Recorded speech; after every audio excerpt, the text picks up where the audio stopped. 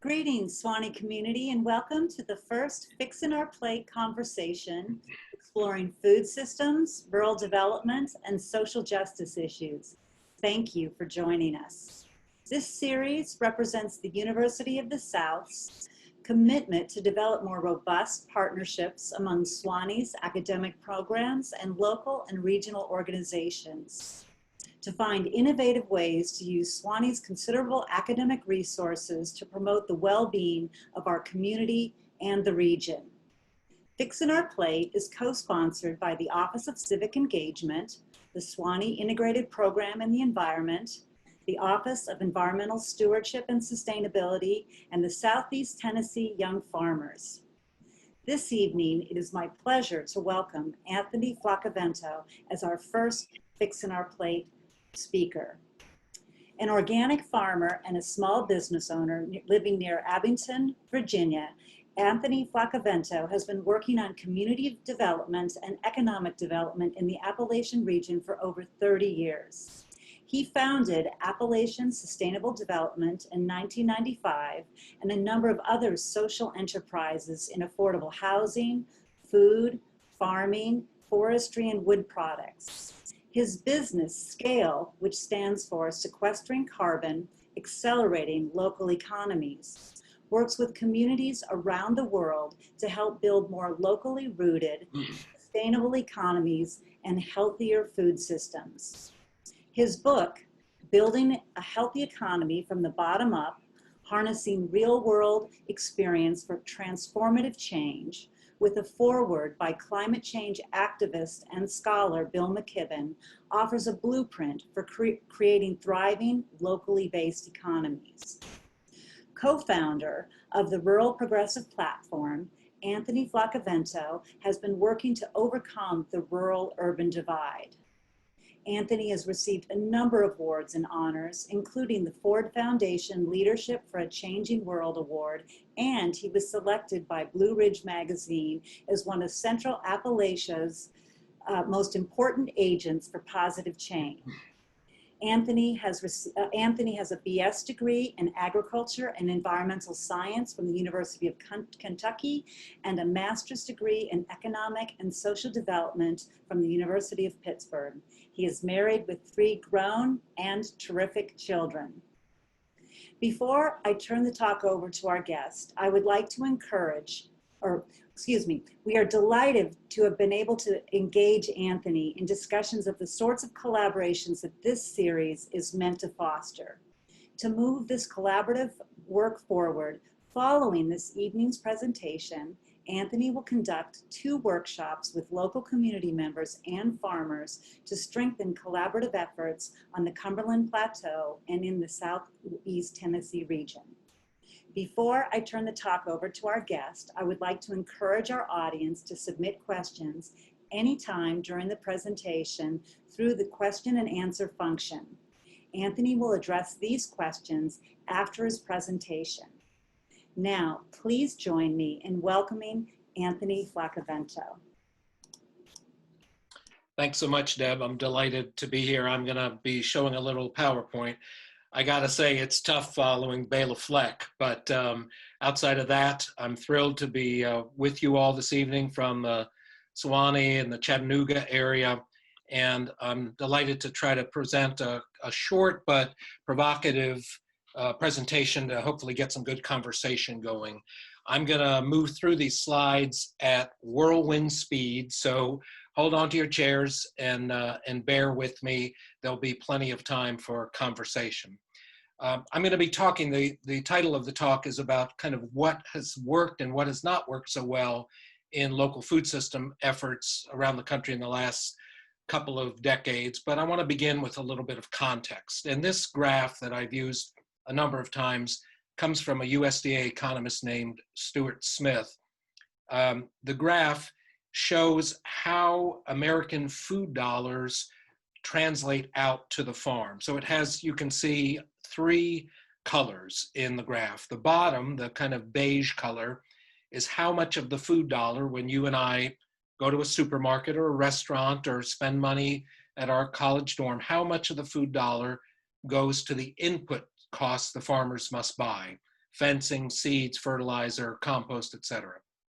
The top section, the blue section, is how much of the food dollar goes to everything that happens after the tomato is picked or the calf leaves the pasture. It's the processing, packaging, shipping, marketing, retailing, et cetera, et cetera. And the little section in the middle that doesn't get a whole lot bigger over the course of an entire century is how much of the food dollar goes to the farmer.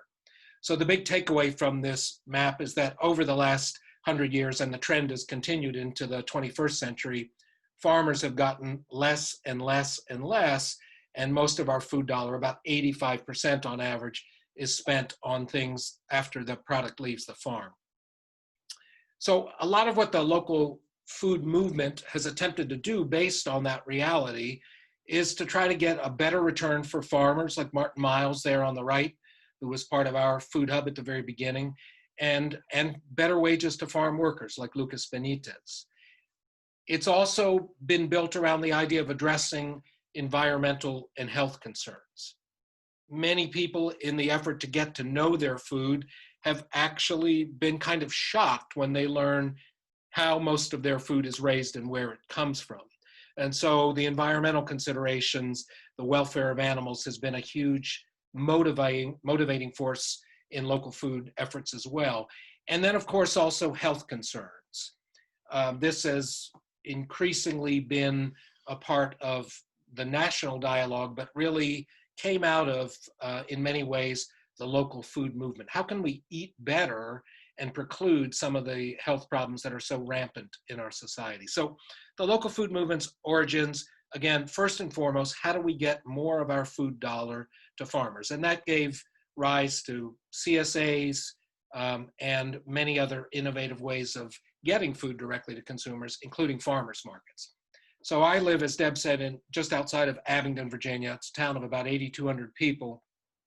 And we started our farmers market with 6 old timers in a parking lot that nobody could see or get to. And over time, we ratcheted up the number of farmers and the customers. And now it's one of the better little markets in the Appalachian region, with upwards of 1,800 to 2,000 customers on a Saturday morning, 50 vendors. It's a place of a lot of commerce. It's also a place, besides for good sales for farmers and a good place to get good food, where these reconnections, where we're working to, as Wendell Berry says, overcome the estrangement that has become a key characteristic of our food system. And on top of that, in many cases, promoting more sustainable and organic farming, although the lion's share of people selling through local foods channels are not organic, but it's still been a substantial part of it. So that's just a brief kind of contextual piece on how we got to where we are now. So I want to shift gears a little bit and talk about what has not worked so well, or maybe put another way, where have we come up short in our collective local food system efforts? I'm going to give some big examples and some more detailed as well. Well, the first thing is that as much as the local food market has grown, and it has grown steadily and dramatically for over 20 years, we're still a tiny slice of the pie. Supermarkets alone do over $700 billion a year in annual sales of groceries, whereas depending on how you define local, the sum total of all local food transactions through every kind of venue is somewhere between $8 and $12 billion annually. So we're somewhere around 1 to 2% of the larger food system. So I don't know that we can set our goal on utterly transforming the food system, but I think for many of us that has been a goal. And the fact is that local foods, as much as it's grown, are still a small piece. Another is that in spite of all our efforts at kind of democratizing agriculture, putting a focus on family farmers, the reality is that the concentration, the corporate concentration throughout the food system is not slowed. I've come to think of this corporate concentration as also being really farm to table, unfortunately. Three quick examples. Seeds. In 1994, the four biggest seed companies controlled 21% of the seed market. By 2013, we were down to three big companies, had 55% of the market. In meat processing, it's true of poultry, it's true of hogs and pork, but in beef packing, more than any other, we've gone from four meat packers processing a quarter of all beef in 1977 to the top four today processing 84% of all beef. And it goes right through from seeds and fertilizer and processors right through to retail, where now four of the biggest chains, and that includes Walmart and Kroger, control over 50% of all grocery sales. Now, what does that mean? Well, it means, as Claire Kellaway has said, it puts farmers in quite a squeeze. Claire Kellaway is a fine journalist who writes a lot about rural America. And she says that farmers are caught between monopolized sellers and buyers. They must pay ever higher prices to the giants who dominate the market for the supplies they need, like seed and fertilizer. At the same time, they must accept ever lower prices from the giant agribusiness that buy the stuff they sell, like crops and livestock. So one of the areas we've really come up short, and it's a public policy area, is in slowing the rate of monopolization and corporate concentration in agriculture. A third really critical area is land speculation, and particularly around Black-owned farmland. Now, these are related but separate issues. In terms of Black-owned farmland, I'm sure that many of you are familiar with this, but over the past century, starting really in the early part of the 20th century, but accelerating after World War II, over 1 million African-American farmers, about 90% of all farmers, lost their farms in the United States. 90%, some say as high as 98%. That represented a loss of 12 million acres, and most of that in the Southeast, places like Virginia and Tennessee and Georgia and Mississippi. Now, there is some encouraging news here. We're finally beginning to see a little bit of a reversal of that trend, not nearly fast enough, but the percentage of Black farmers as a percentage of all farmers has increased since 1997, about doubled. And Black-owned farmland has also grown from 2.3 million to 3.9 million acres over the last 2 decades, still far below the 14 or 15 million acres that African Americans in this country once owned. More broadly, land speculation, the trend is actually still going in the wrong direction. With so many farmers aging out, with people with money looking for stable things to invest in, the estimate is that right now, roughly 1/3 of all US farmland is absentee owned, primarily by corporations and wealthy investors. And this is really a frightening thing when you think of food security, but also just from a practical point of view, look at what it's done to the price of an acre of farmland in Iowa, from $400 in 1970 to over $7,000 today, a more than 1,600% increase. Another area where the local food system has tried, but I'd say just a more recent challenge we face, is that local demand in many places is now not keeping up with supply. We see that at our market in Abingdon, several other markets in East Tennessee and Southwest Virginia. I'm working with folks in Southwest Oregon, and they're seeing it as well. It's the plateauing of demand after years of increase.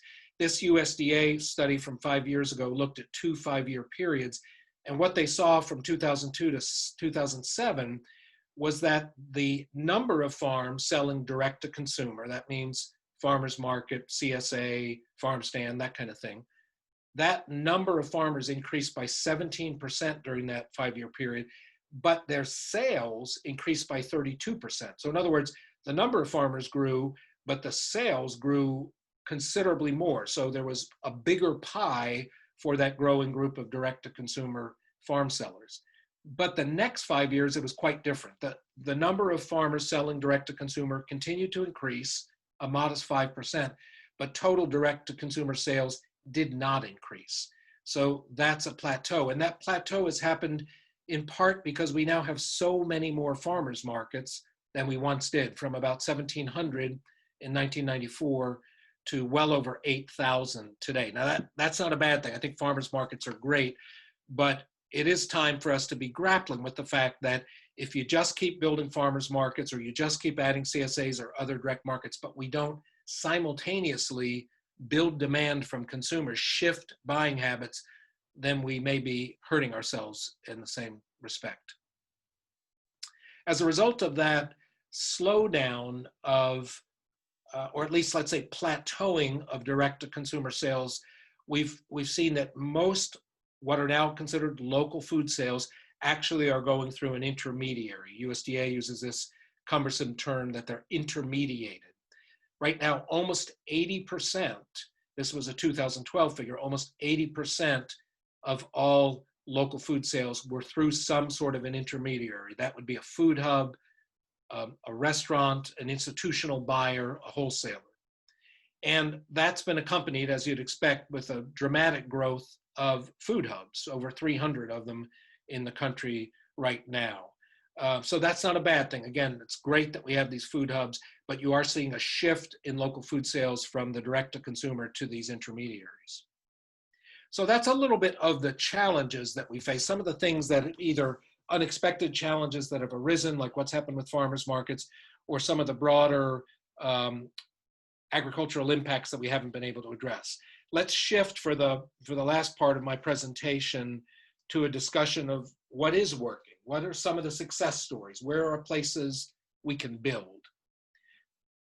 Coming back to farmers market first.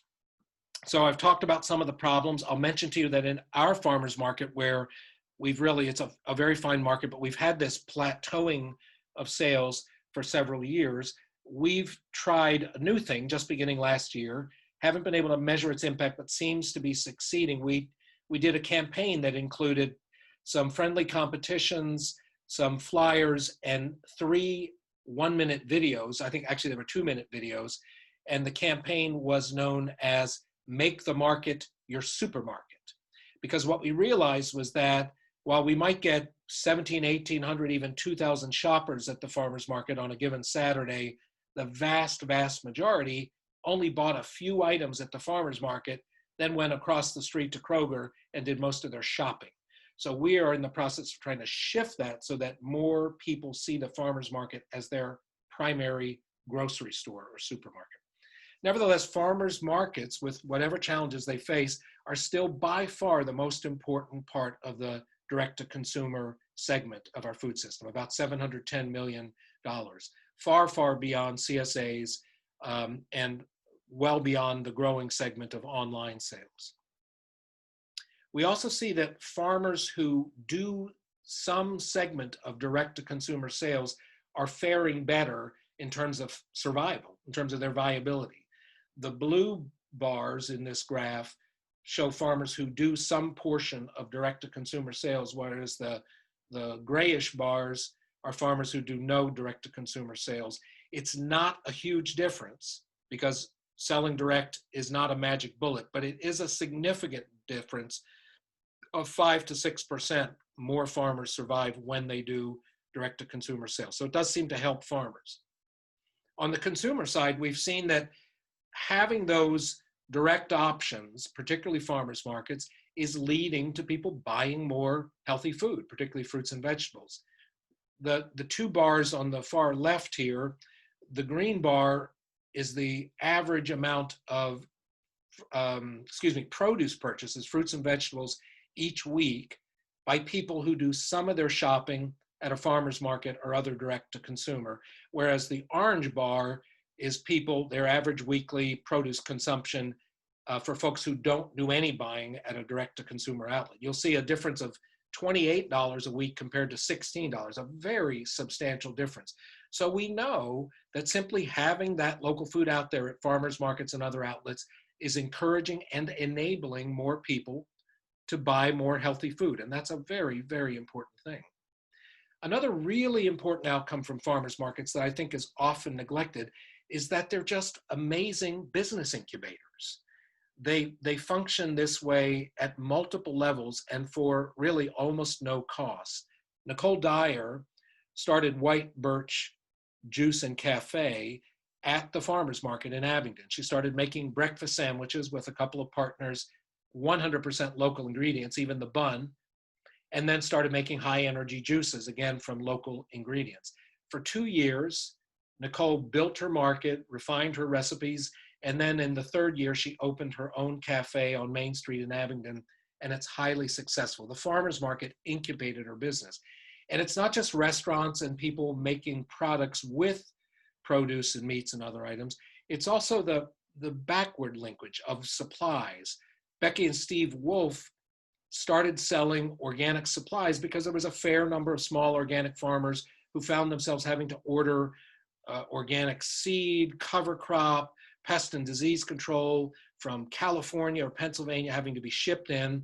And they started doing bulk buying and distributing at the market. It was so successful that a couple years later, they opened their own retail store. And it's now one of the most important stops in Abingdon for small to mid-size farmers, particularly organic farmers. It's just a tremendous thing. Again, incubated at the farmers market. Second area where I think we can look at some success stories and some very interesting models is this idea of making healthy food more affordable. Now, when the local food movement started and we had already had about 10 years of growth of organic foods, there was a pretty strong critique that local and organic was just for the well-to-do or elites. And I think there was a fair bit of truth to that. But for the last, 15 years or so, almost everybody I know, farmers and advocates, have been grappling with how do we make good, healthy local food more affordable for people of limited means. It's a real challenge because the truth is we're trying to increase income for farmers, but at the same time, make good food more affordable for people across the income spectrum. Very tough, but several interesting examples. The first one comes from Hawaii. Folks I just got to know over the last few months at the Hana Farmers Market in Hawaii. They do farmers market EBT, they do a variety of those kinds of programs, but they also started their own script program. Every Saturday morning, people come to a table and pick up script. They get a certain amount for an individual and a larger amount depending on the size of their household. That script is redeemable for 1 day and 1 day only at that farmer's market. They turn around and take the $20, $30 and buy produce and other healthy foods right there from vendors in the market. And they're getting the money for this partly from local contributions.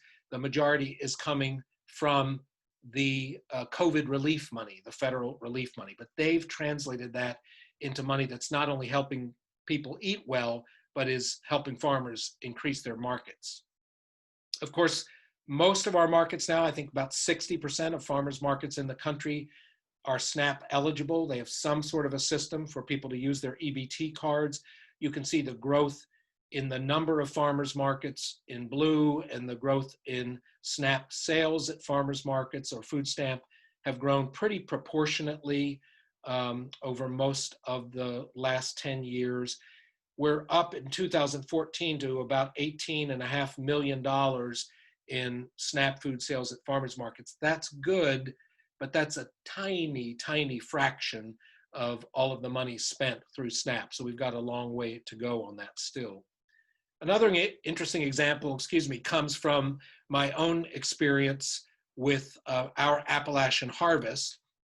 When we started our food hub, Appalachian Harvest, about 21 years ago, pretty quickly we ran into the problem of seconds that the supermarket buyers we had and some university dining halls, mostly they wanted pretty stuff. They wanted everything to look the same.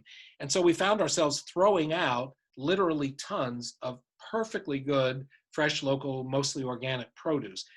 We went to local churches, civic groups, businesses, and individuals and explained the problem and created a pool of funds that we call our Healthy Families Fund, and use that money to buy the produce seconds directly from farmers at a significantly discounted price.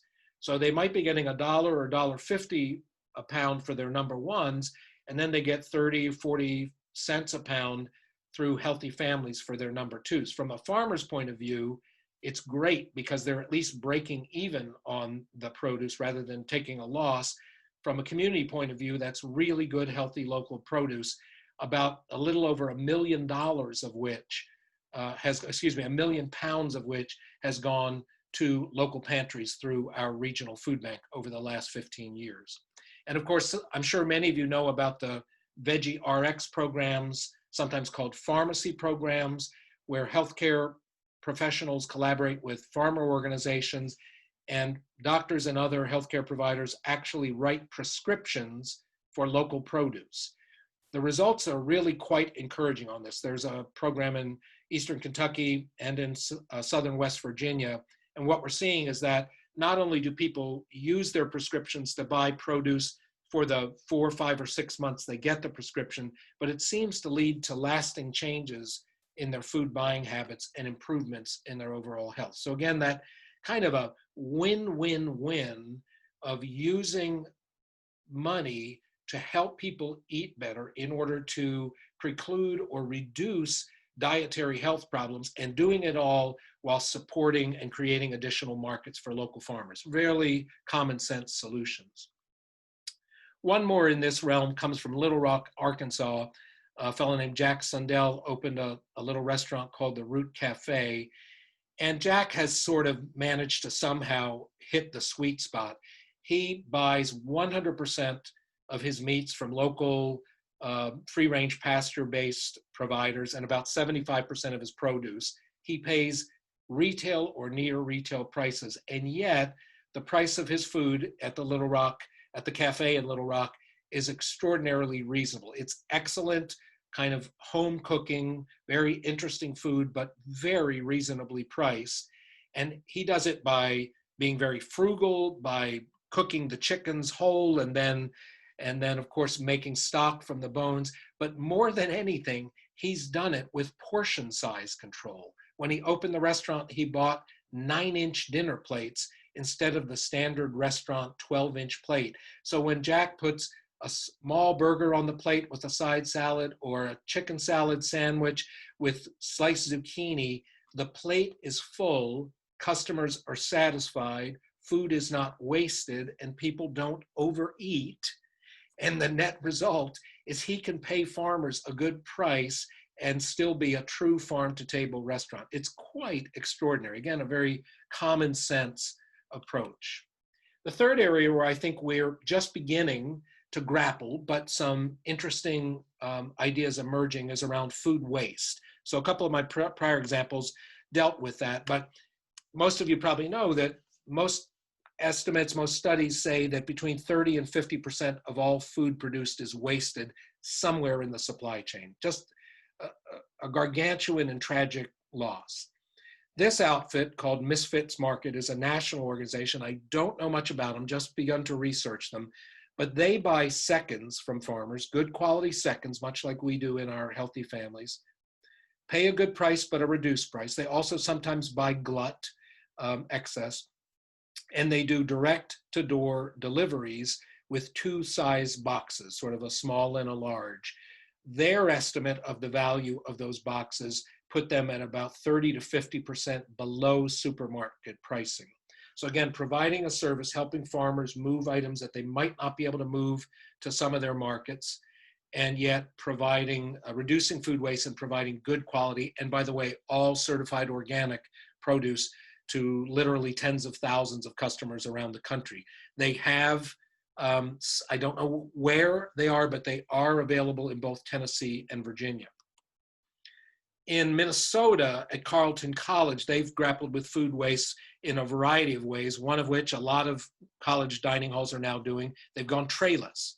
They've seen food waste drop dramatically because the kids don't move, they don't get as much food when they go through the line if there's no tray to stack everything up on. And another way they've done it is with their pre-consumer food, not anything that was on someone's plate, but food that was prepared but not consumed. They will take the leftovers and make a daily special the following day with some of those leftovers. Again, creative ways to reduce food waste and keep costs low.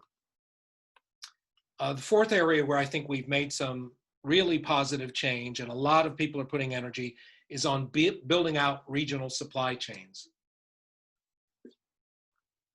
The Wild Ramp is in Huntington, West Virginia. They bought an old abandoned building, turned it into a community-owned store, and that's at the retail end of the supply chain. They're buying from about 150 farmers in the process. A very similar but much smaller example in Jonesboro, Tennessee is the Boone Street Market. Again, buying all local, all seasonal, and sort of the end of the supply chain. Some of the work I've done in creating Appalachian Harvest, similar to the work that has been done in Sewanee with your food hub, and that's creating that middle piece of supply chain infrastructure where product is aggregated before being distributed. We actually started in an old tobacco barn, Martin Miles Tobacco Barn in Lee County, laid some concrete, got some used equipment and coolers, eventually built a much larger facility. But the grading lines, the cooler rooms, the packing process, the delivery trucks, I look at all of that as community capital because it's a way that scores and scores of small farmers can gain access to better markets without having to go to the expense of buying all of that equipment themselves. Another example comes from DC with their DC Kitchens, another excellent food hub. Their focus is on buying seconds and glut and doing a light processing into then having chopped and sliced into bags that they can sell to institutional purchasers like colleges, universities, and public schools. They also have a tremendous job training and placement program in that food hub as well. And of course, many of you have probably heard of the Food Ventures Kitchen in Athens, Ohio, one of the most successful so-called shared use commercial kitchens in the country. They've incubated hundreds of businesses. Many now have their own successful storefronts, but AceNet has done that again through food system infrastructure in their community kitchen. One final example, and then I'm going to wrap up. This local guy, Dwayne McIntyre, I love Dwayne. He's one of my dearest friends and a farmer buddy. He does rotational grazing, absolutely fantastic land stewardship in Russell County, Virginia. He does the best and biggest free-range chickens I've ever seen in my life, grass-finished beef. But his signature is dairy. And for years, he was doing a herd share, continues to do that. We get our milk through his herd share program, raw, unprocessed Jersey milk. But 4 years ago, Dwayne decided to set up a micro dairy. And that dairy, Goshen Farm, is on his farm. It's licensed and certified by all the important agencies in Virginia. And his sales of milk, which he does light pasteurization, and yogurt, particularly yogurt, are just through the roof. The best yogurt I've ever had, selling throughout Southwest Virginia and Northeast Tennessee. Here's the most interesting thing about Dwayne's infrastructure. When he wanted to build that micro dairy, he had a certain amount of resources himself, not much. So he turned to his core customers and set up a business plan and allowed us to become investors. So 12 different families, all of them big customers of Dwayne's, each invested $5,000, and that enabled him to raise the capital he needed to build his dairy. So that's an example really of not only community infrastructure, but even community financing. There's a couple of areas I hope we'll discuss that I think are much, much needed, but they're really neglected up to this point. They're kind of emerging strategies. One is I would like to see a great deal more producer cooperatives, whether it's produce like the New South Co-op in West Arkansas, whether it's a meat producers co-op, value added. We really need more of those. I think we need more food hubs that are run by producer owned organizations, and as well land trusts. And I know that's an interest of a number of folks in and around Sewanee. One example of a very successful land trust that's also helped to reverse the loss of African American owned land comes from Georgia. It's the New Communities Land Trust.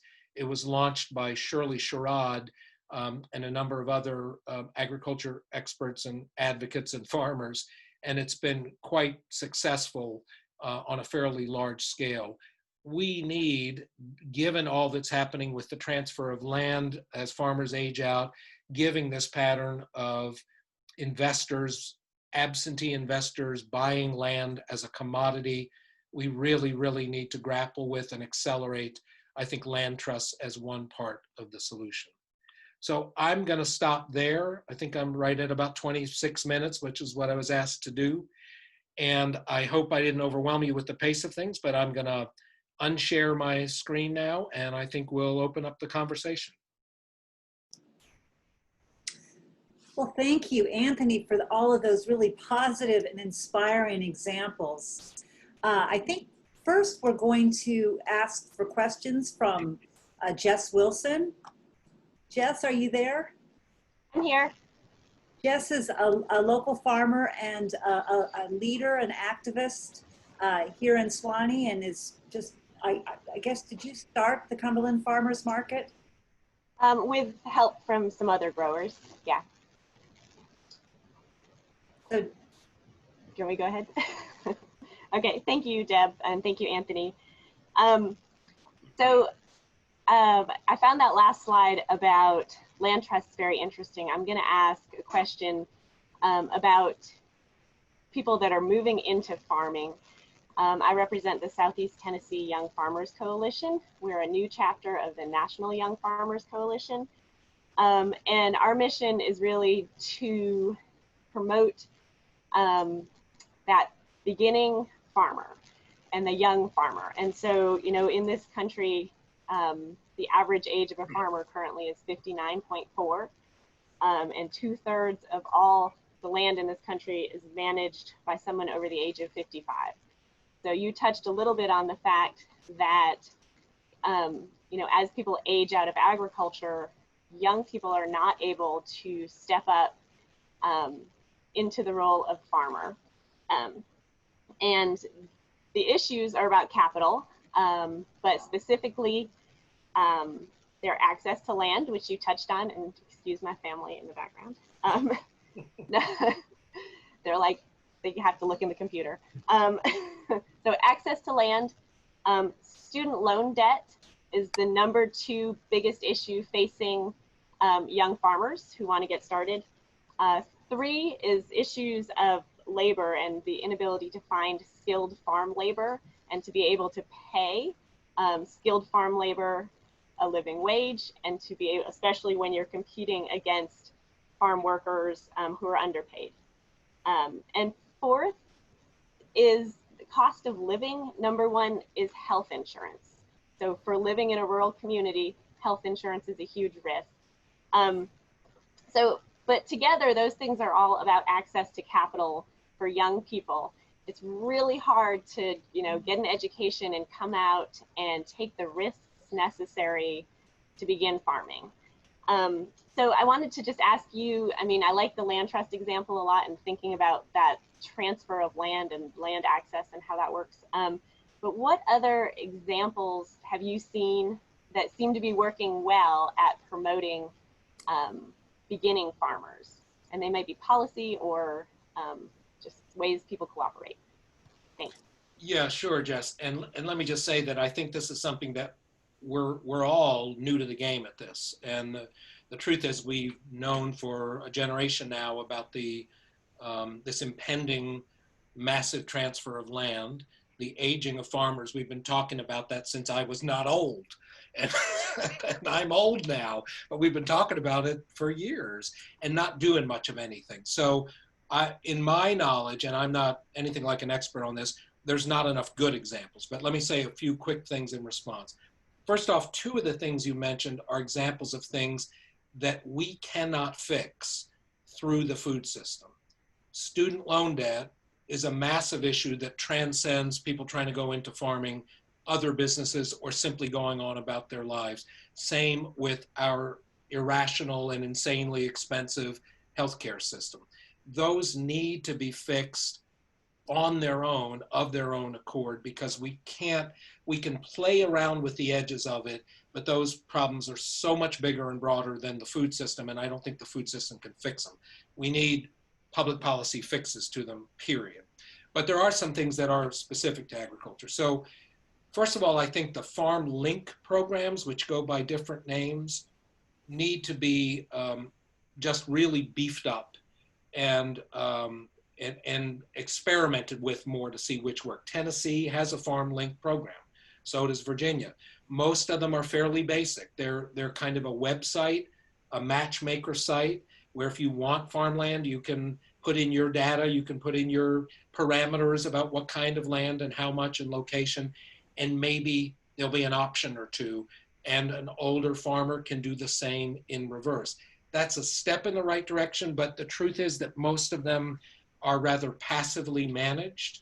Now, I think if we took those farm link programs really seriously, we invested in them, we did tremendous and sustained outreach to the farmers who are aging out, I think we would have a much larger database of farmers willing to either self-finance, lease to own, or many other options like that. So I think the farm link programs are part of it, but they're simply too passive at this point. We need them to be actively tackling this problem.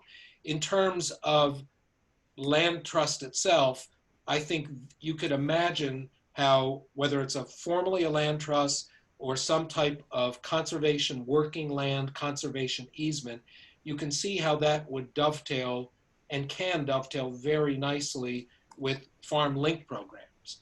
Because at the same time that a farmer maybe is unsure about a particular new farmer coming on their land, if they're already in conservation easements where the land is protected, then I think that could facilitate some of that shift of land ownership, or at least access. The other thing I want to say too is that for new farmers, even more than the rest of us, a lot of it comes down to, can you make money at farming? And you can't ask young people who have a lot of debt and very little capital to risk whatever capital they have when farming just doesn't pay very well. And that gets to the fundamentals of making sure that we continue to shift consumers towards better paying markets, that we make sure that when we have intermediaries, farmers get the larger share of it, and that we educate the general public about the true cost of food, all of that stuff that you're well aware of. But until farming is significantly more profitable for more farmers, it's really tough to sell going into debt to become a farmer. Is there any follow-up, Jess?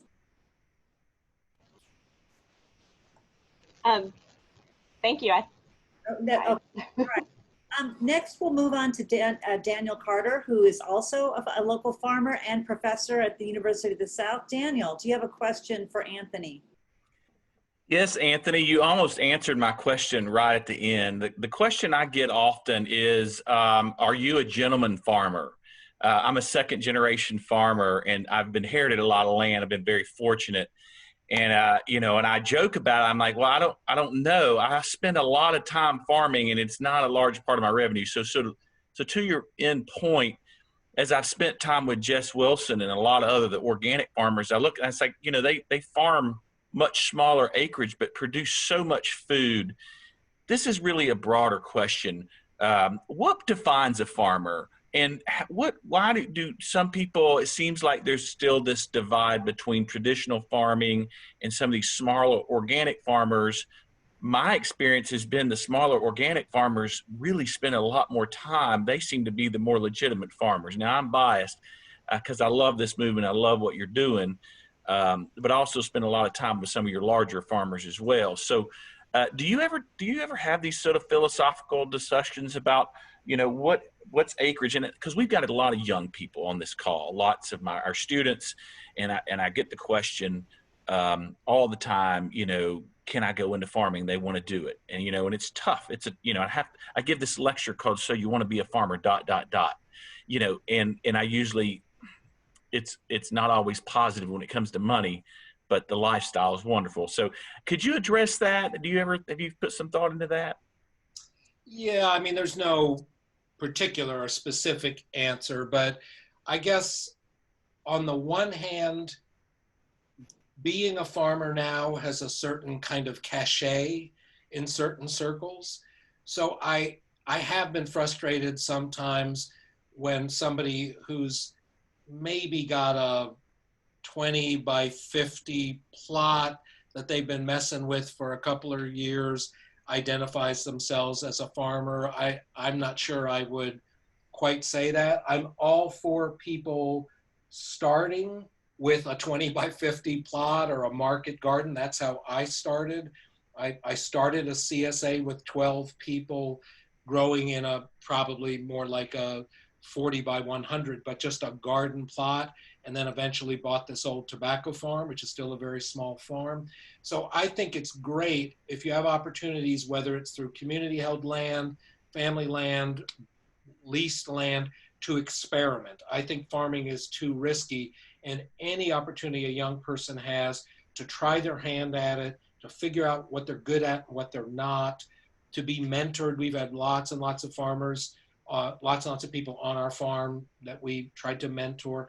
I think all of that makes a ton of sense rather than diving in before you know. But in terms of, when it's kind of okay to call yourself a farmer, I don't care too much about that, except that I do think that small local organic farmers who are usually very intentional about how they farm and very philosophically committed to a certain paradigm, a certain worldview, I think that's all great, but I will say that can be off-putting to your average cow-calf guy or gal. That can be off-putting to the person that's got a couple hundred acres of soybeans and hay and maybe a small garden, because farmers as a group, putting aside us kind of newer, more specialty type, are unassuming people who are terribly modest. And I think that part of the division between the organic, usually younger organic sector, and the more traditional farmers is around a sense from the traditional farmers that people are like maybe making claims they shouldn't make. And so I think if we can be who we are 100%, but be a bit more modest about it, we might be able to break through some of that division with some of the more traditional farmers. When we started our food hub, it was 100% tobacco farmers who we were asking to shift to raising organic produce. And we didn't say one negative thing about tobacco or tobacco farming or smoking or chewing. We just said, hey, we've been talking to some big buyers. They're going to pay a pretty good price for hundreds of boxes of bell peppers like this and cherry tomatoes like that. Do you want in on this action? And a fair number of them did. And that's how that shift happened, not by trying to persuade them about a new way of thinking about farming. Interesting. Daniel, do you have a follow-up point? I do. This is just a point. I don't know if Stephen Bonico is on this call, but Jess and Stephen, when you mentioned this, you've mentioned it also in your lecture, this idea of a farm incubator. I really hope this idea comes up.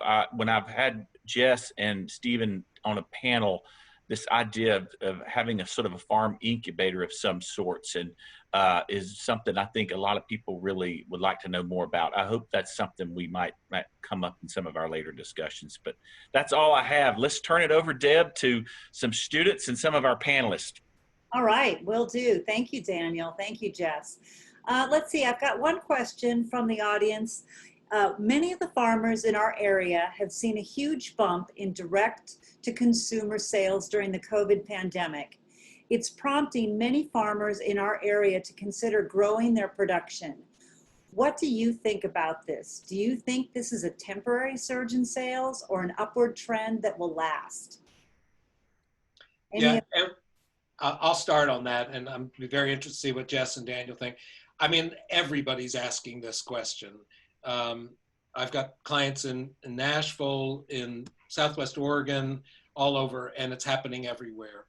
I think the safe way of looking at it is to assume that mostly it's a temporary bump, but that out of that bump, out of that new crop of local food consumers, if we're smart, if we make the supply strong and convenient, we can convert a subset of that new group to becoming long-term local food patrons. That's what I think. I don't think the bump will by itself maintain, but I do think there's probably a subset, and it's probably 100,000 people or so across the country, maybe several 100,000, who have tasted, literally and figuratively, what it's like to participate in the local food system.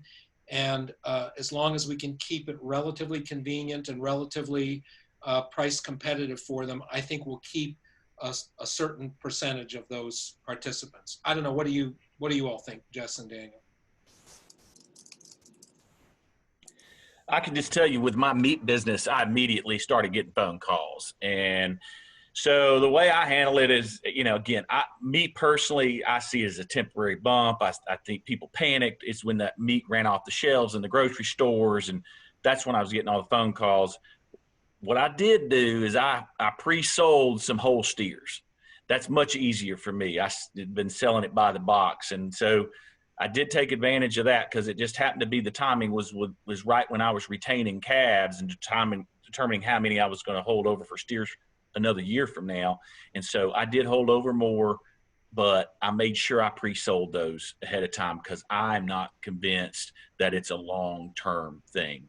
I'm being cynical, but that's my opinion. I think that it depends on our community. We have an amazing community here in Suwanee that really supports our local food movement. And yeah, we've seen a huge increase in sales.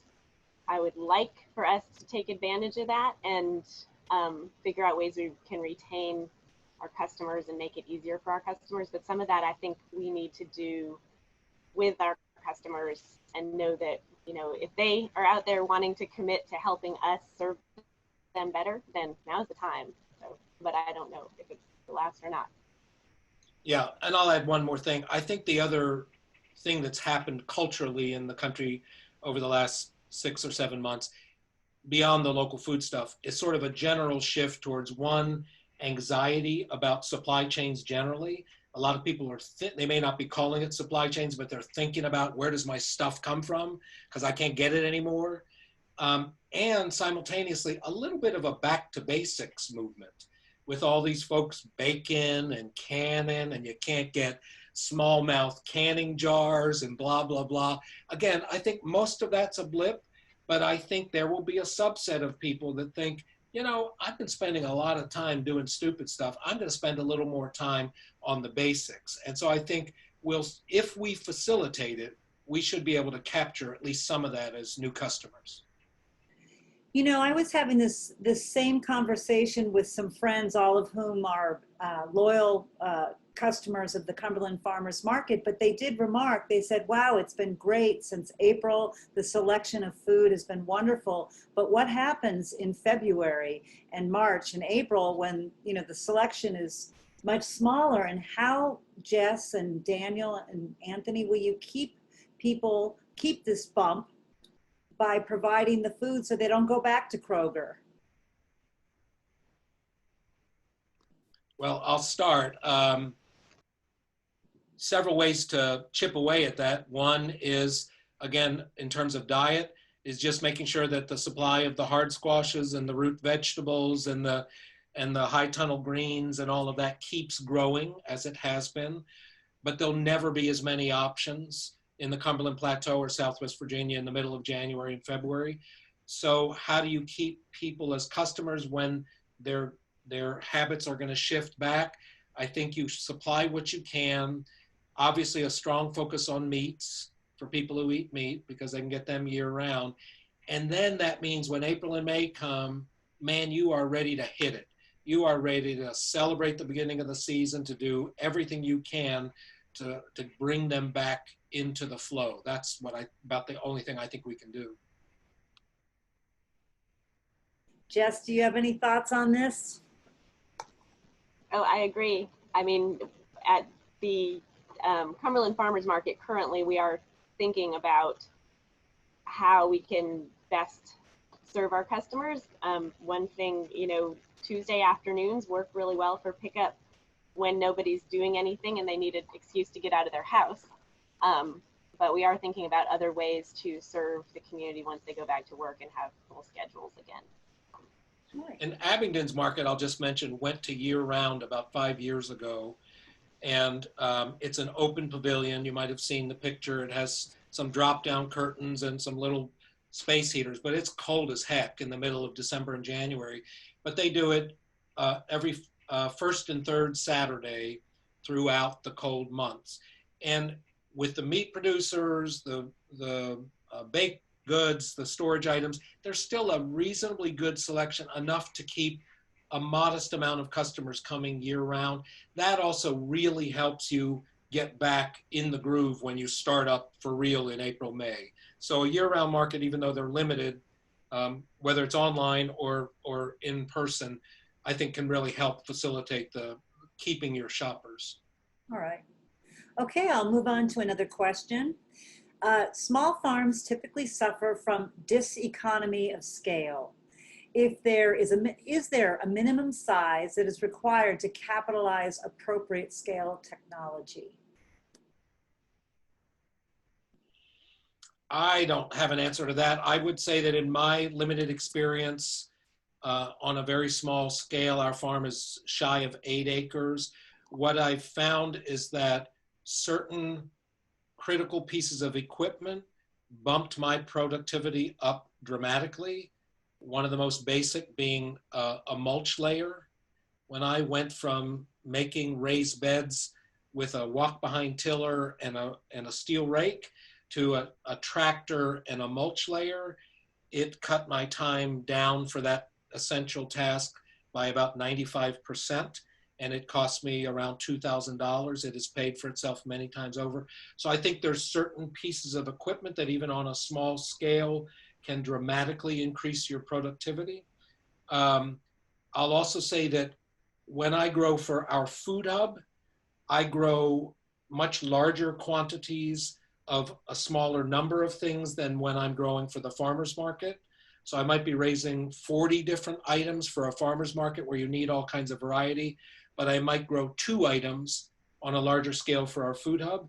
And when I have even just a ½ acre of bell peppers, the economy of scale that I get from planting, from tying and managing, and especially from picking is tremendous compared to a ½ acre full of, say, 10 different crops. So I think even on a micro scale, between equipment and the way you manage crops, you can achieve limited but important economies of scale that add to your overall viability. Jess, Daniel? I just want to add to that as someone who's tried to do it all and have a family and a social life and maybe see a movie once in a while, there's only so many hours in the day.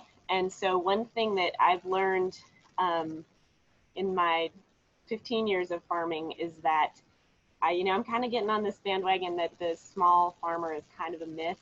And the more that we can cooperate with each other as farmers and specialize a little bit and capitalize on our, what we have together, the better off we're all individually going to be. And that's something that our chapter of the Southeast Tennessee Young Farmers is really, leaning into, trying to figure out how we can better cooperate as farmers. And part of that is because, for young farmers coming into our marketplace, there's not a whole lot of room if us established farms can't figure out a way to make ourselves a little bit bigger and to kind of get out of the way. So there's always room for new farmers to come in, and we want to be able to welcome new farms.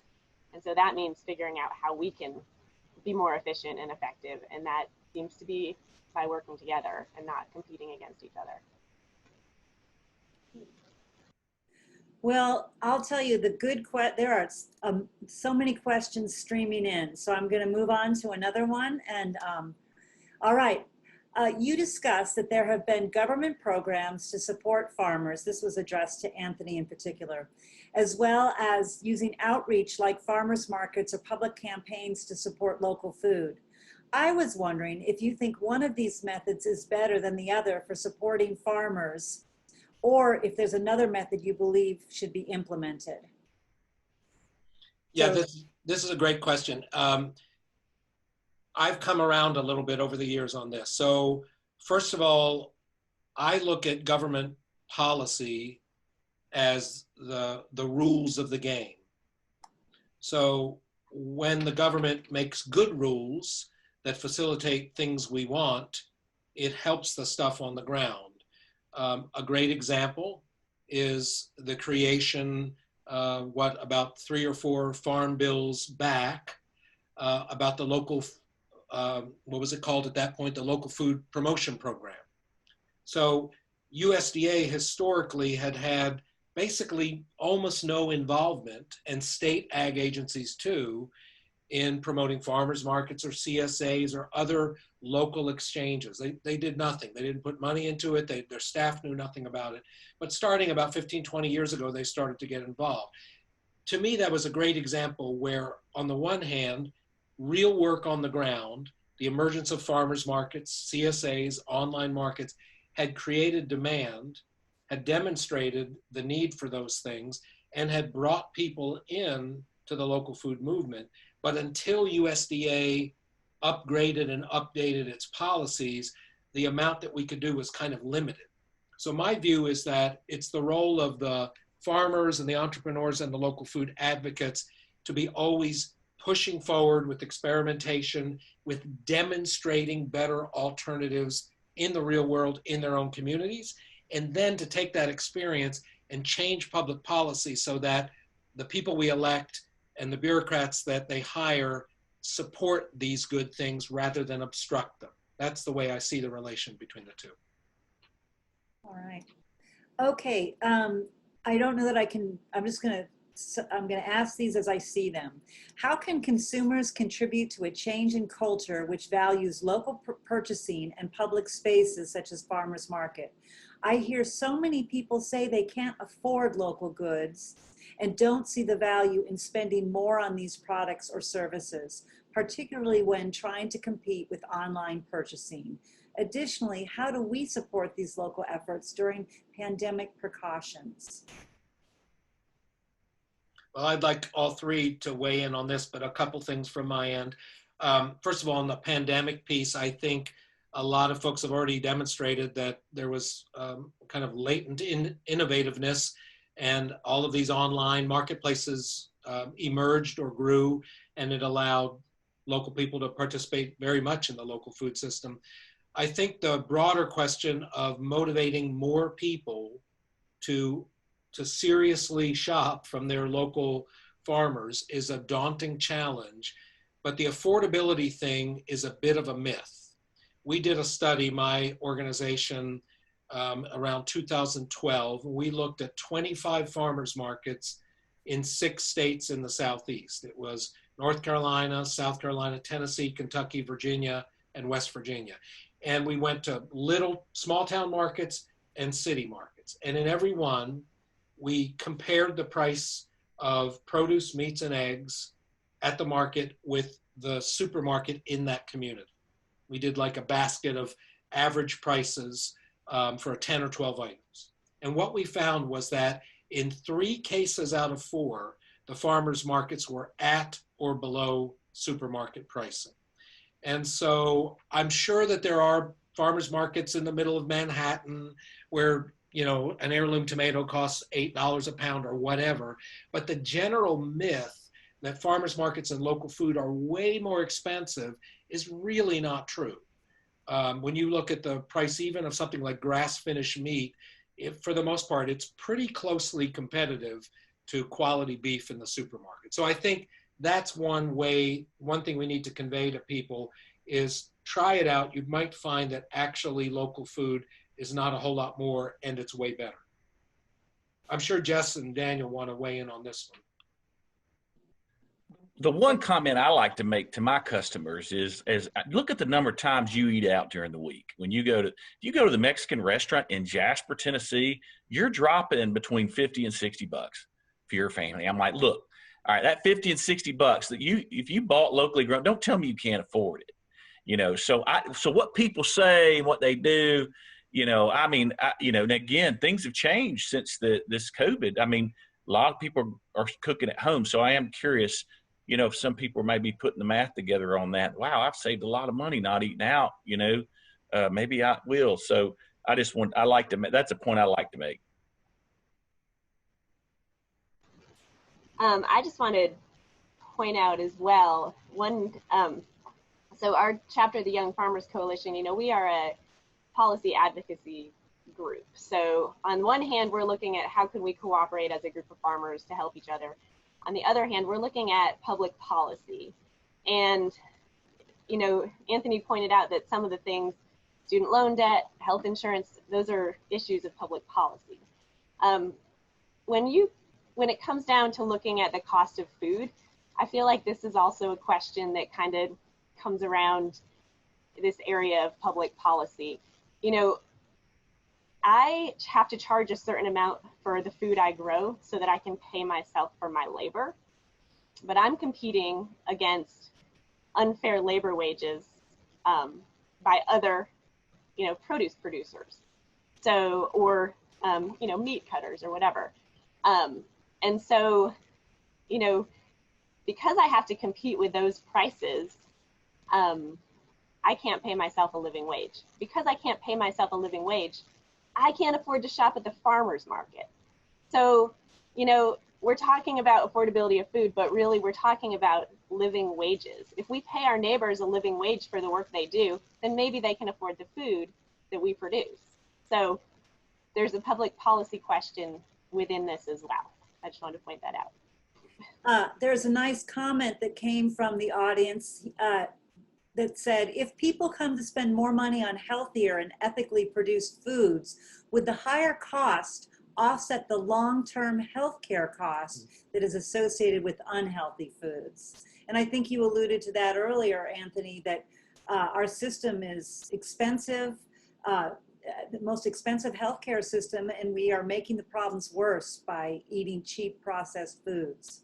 That is a great comment, and I actually deleted from the presentation for purposes of the time a great graph that shows healthcare costs going up like this and food costs coming down like this, and how we basically traded cheap food for expensive sickness care. It's not so much healthcare, but that is a terrific comment for sure. And here's a good question you might be able to provide some guidance on. I founded and am on the board of a food pantry at my church that is part of the Feeding America network that receives SNAP. We already receive seconds from Lowe's Foods and Food Lion, but are still unhappy with the huge sodium and carb concentrations in our food. What steps would you recommend for finding a network of seconds from farmers to improve our community's nutrition? Well, I'm really glad that that individual is searching for that. I don't know if the model that I briefly discussed here, what we called healthy families, family farms, would work precisely, but let me just talk about it a tad more to give them a sense. So what made it work very well for us was the fact that we already had a food hub. So if farmers were picking zucchini and cucumbers and tomatoes, they were bringing them to our food hub, and they already had to grade them. Either they graded them or we graded them and charged them for it. And so the good ones, the number ones, went into the boxes to go to the customers. And then there was some that was just really trashy, and that went back to the hogs. But then there was a bunch in the middle, sometimes a third, that was perfectly good, but just not perfect. And that's what we made as the basis for Healthy Families. We already had trucks delivering to our customers going east, south, and north. And those same trucks would take a pallet of the number twos and drop them at the regional, what was then called Second Harvest, now Feeding America. So one thing I'd suggest is maybe you can work with the food hub in Sewanee that's already existing. If there is not a capacity where people are aggregating together, it may be possible to work with Jess's network or other farmers around this idea of creating a reliable supply of seconds. My guess is that farmers, at least some, are looking for a market outlet for their seconds.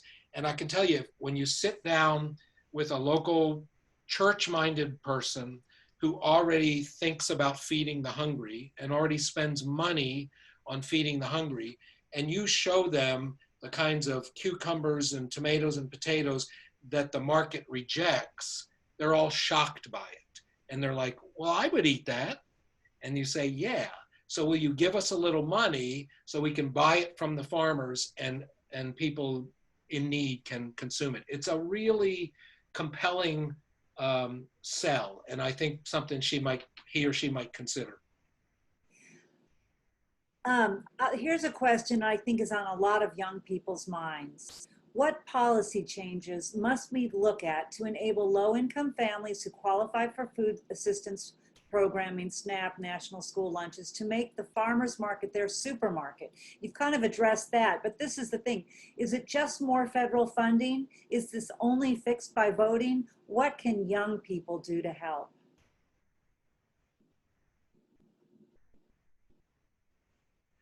Well, I think the bigger and longer term issue is money. It's better wages.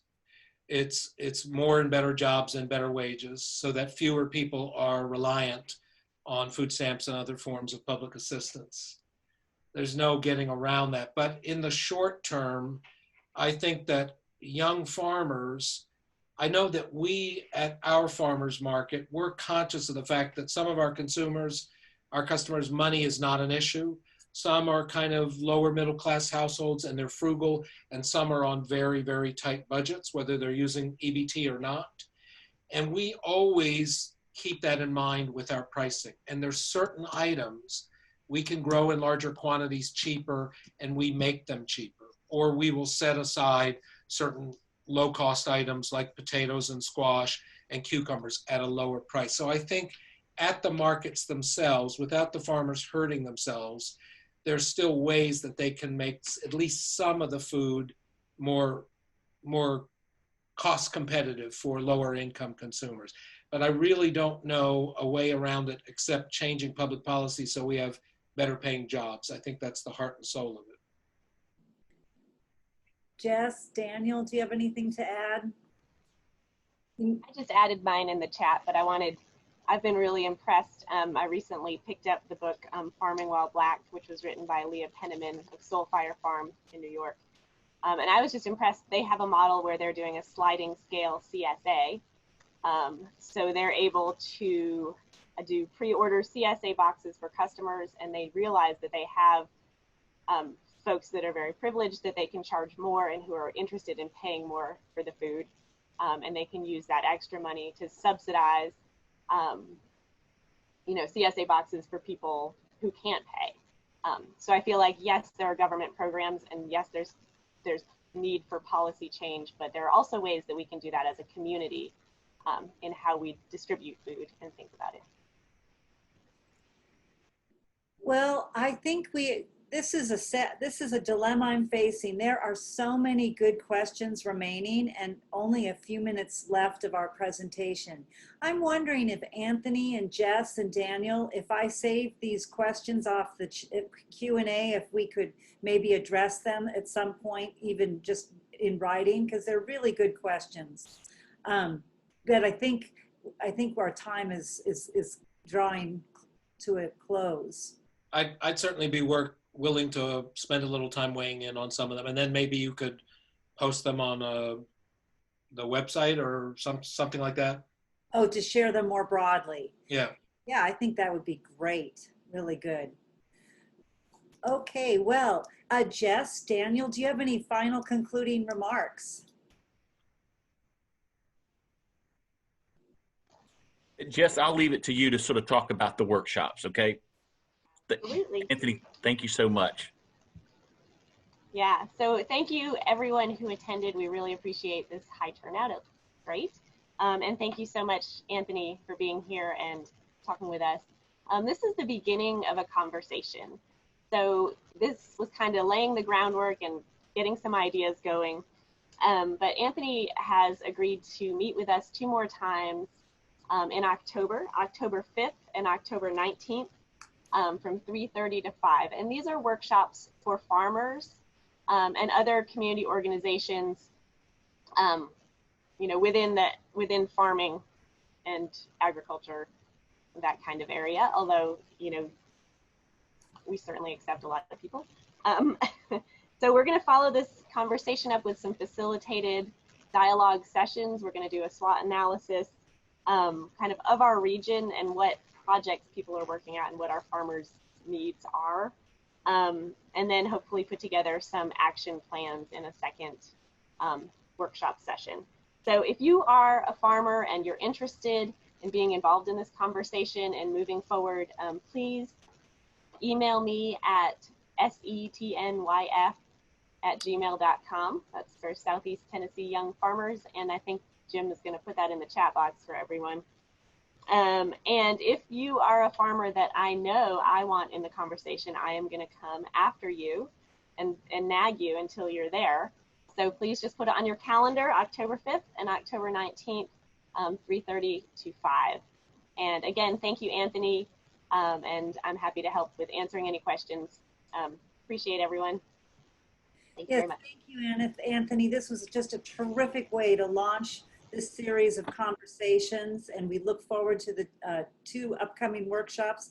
And thank you, Suwannee community, for a real excellent attendance. We look forward to our next talk, which is on October 26th.